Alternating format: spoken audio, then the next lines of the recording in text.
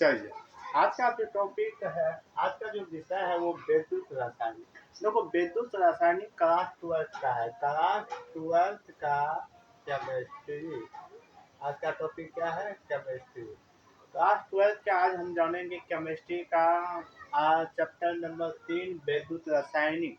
विद्युत रासायनिक का मतलब क्या है कि जो रासायनिक पदार्थ है उसी को हम क्या कहते हैं? विद्युत रासायनिक।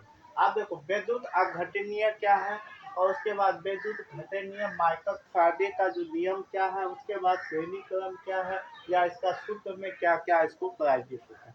सबसे पहले तो आपको हमने बता दिया है कि विद्युत अपघटन किसे कहते हैं। तो विद्युत अपघटन किसे कहते हैं बाबू साहब? तो कहते हैं भौतिक रासायनिक की वह शाखा जिसमें विद्युत और रासायनिक ऊर्जा उसके परस्पर संबंध हो। यानी भौतिक में क्या होता है? रासायनिक भी हो और भौतिक दोनों आपस में परस्पर संबंध हो, उसी को हम क्या कहते हैं? विद्युत अपघटनीय। क्या कहते हैं? विद्युत रासायनिक, जिसमें दोनों चीज भौतिक भी हो और रासायनिक भी हो, दोनों एक प्रकार हो, उसी को क्या कहते हैं? भौतिक। अगला जो क्वेश्चन है हमने आपको बताया है विद्युत उपघटनीय। विद्युत अपघटन। विद्युत अपघटन का मतलब होता है वैसा विद्युत धारा जो प्रभावित करने करने में पदार्थ का अणु अपने आयनों में विभव कर लेता है। पदार्थ की जो अणु होता है वो अपने आयन में क्या कर लेता है? विभव हो जाता है। उसी को हम क्या कहते हैं? विद्युत अपघटनीय। जो अपने आयनों में क्या कर लेते हैं? अपने आयन में विभव कर लेते हैं, उसी को हम क्या कहते हैं? विद्युत अपघटन। Eg बराबर सोडियम क्लोराइड। सोडियम का क्या चार्ज होता है? हमेशा प्लस चार्ज, और क्लोरीन का क्या होता है? Minus charge. अब एक हमने सूत्र आपको बताया थी कि अपकर्णन किसे कहते हैं और ऑक्सीकरण किसके। अपकर्णन जो कैथोड देता है, कैथोड देता यानी जो है जैसे सोडियम है, सोडियम की इलेक्ट्रॉनिक एक इलेक्ट्रॉनिक ये दे सकता है, और देने की क्रिया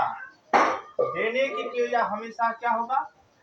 अपकरण। देने की क्रिया हमेशा अपकरण। अपकरण मतलब क्या हो गया? माइनस यानी कैथोड।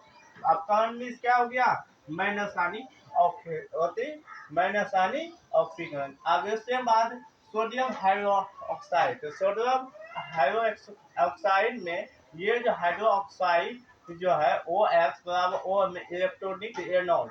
तो ये जो क्या होता है, जैसे हम माइनस या कैथोड होना चाहिए, पर जब माइनस क्योंकि माइनस में हम एनोड इसलिए लिखते हैं क्योंकि ये ऑक्सीकरण ये क्या कर रहा है कि अपने अंदर खींच रहा है कि मुझको चाहिए तो चाहिए। चाहने घरिया देना, लेने घरिया लीनी, और देने घरिया धनी। हमेशा याद करिए, लेने घरिया क्या होना चाहिए? लेने घरिया धनी और देने घरिया लीनी। उसी तरीका से इसका का लेने घरिया क्या होने चाहिए? ऑक्सीकरण, देने घरिया अपकरण। ठीक है। अब उसके बाद क्या? विद्युत अपघटनीय।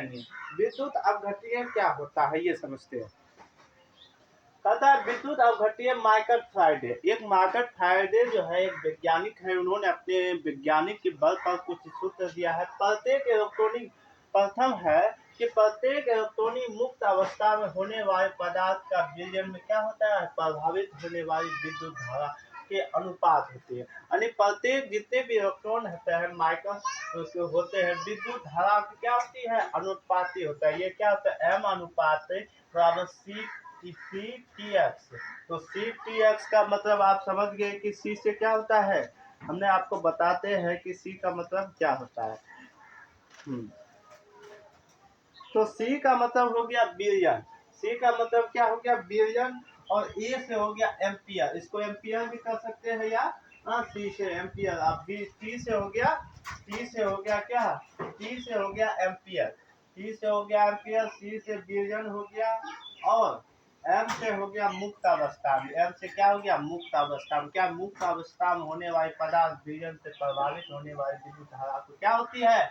अनुपात होती है। और यहाँ देखो सी जेट, ये जो अनुपात की जेट का कॉन्स्टेंट वैल्यू मानते हैं, तो M बराबर ZCT। तो ZCT तो पहला विद्युत अपघटनीय बराबर क्या? M बराबर ZCT होता है। M बराबर ZCT। अगला क्वेश्चन है श्रेणी क्रम में जोड़े गए विद्युत अपघटनीय से होकर विद्युत धारा क्या होती है? प्रभावित होता है। क्या होता है? प्रभावित की मुक्त अवस्था में के मात्रा में तुल्यांकों में समानुपाती होते हैं। इसके जो तुल्यांकों होती है उसके क्या होती है? समानुपाती हुए छे।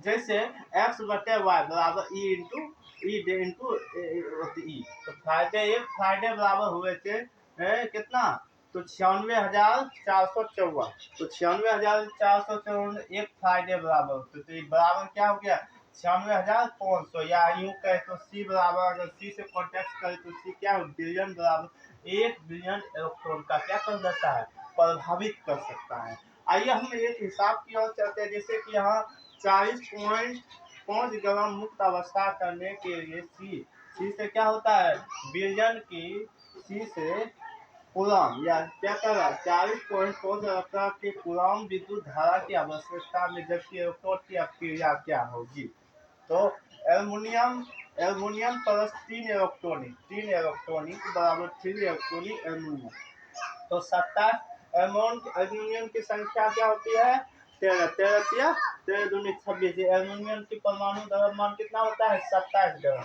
एल्युमिनियम के कितना, तो 27 पर देखिए 3 बराबर 9600 पाउंड, 3 गुना 9600 पाउंड, तो एक एल्युमिनियम बराबर नोटिया 27 गुना 3, तो 3 से नोटिया 27 किया, तो यहाँ देखो यहाँ हम क्या किए, यहाँ जो मुक्त अवस्था कितना है, तो मुक्त अवस्था क्या है 40.5 ग्राम, तो 40.5 ग्राम, और यहाँ क्या है 9 से कटाए थे 9 या 27 से, यहाँ 9 गुना 40.5 गुना बराबर क्या हो गया, यहाँ कितना हजार 39,042 टका .50 9 बराबर, तो 9 से जैसे विभाजित हम करते हैं तो टोटल क्या हो गया, टोटल क्या हो जाएगा, टोटल हो जाएगा 43,000 4,000 क्या हो जाएगा, हाँ, तो यहाँ हो जाएगा जैसे 39,000 है, तो यहाँ हो जाएगा,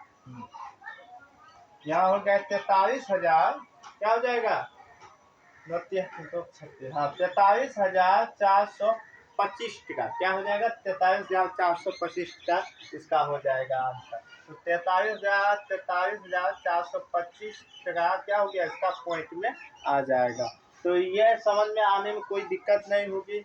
और देखिए यहाँ देखो इसमें अमोनियम की परमाणु संख्या 27 होता है, और इलेक्ट्रॉनिक इतना इतना इतना कर कितना के बाद इतना इतना ग्राम को गुना करने के बाद एक को कटा देने के बाद क्या 43,425 टका इसका प्राप्त हो जाता है। आपके ऑक्सीजन क्या होता है, ऑक्सीजन वो लेता है अपकरण देता है, ऑक्सीजन लेता है अपकरण देता है, तो अपकरण बराबर की उसका अमाउंट क्या हो जाएगा, जो एनोड होगा उसका अपकरण हो जाएगा कैथोड के ऊपर, जो एनोड है जो कैथोड होगा उसका रूप क्या हो जाएगा एनोड के रूप में। तो ये हमेशा याद, एनोड मिस होता है प्लस चार्ज, और ये ऑक्सीजन अपकरण के कारण जो होता है ना इसमें थोड़ा उल्टा हो जाता है, इसका क्या हो जाता है उल्टा, बस इतना है।